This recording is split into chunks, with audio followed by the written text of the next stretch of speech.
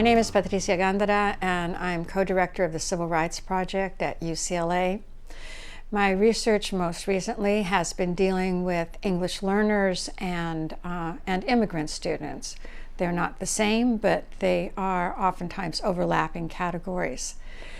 I especially am interested in this topic right now because we've been through a period of really virulent anti-immigrant rhetoric in this country. And that has both frightened and saddened the children of immigration. And it affects the way they see themselves, and it affects really the way the whole society sees them. So I would like to reframe these children. We typically view them as being kids who are remedial or deficit in some way, children who are missing something, lacking something, typically lacking English.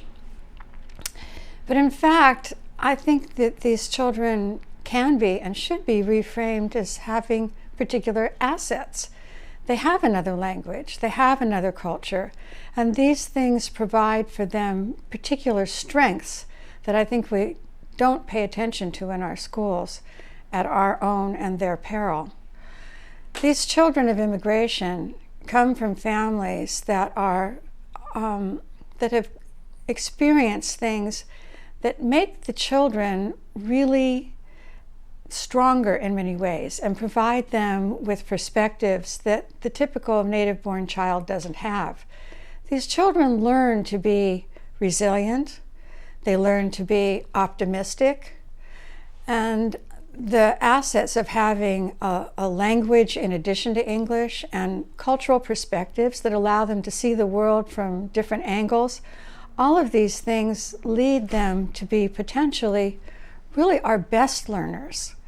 So instead of seeing these children as being a problem or having deficits, I think we need to reframe this to see these children as having assets, true assets that lead to a higher level of learning than is typical.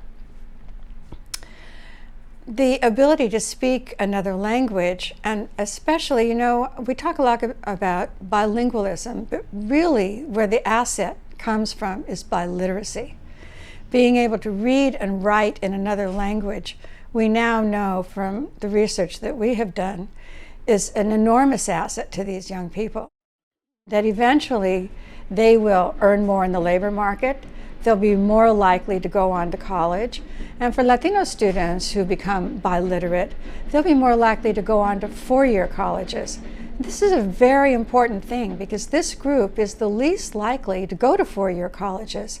So becoming biliterate, actually learning to use your both languages in terms of reading and writing, gives them a tremendous leg up both in the labor market and in education generally.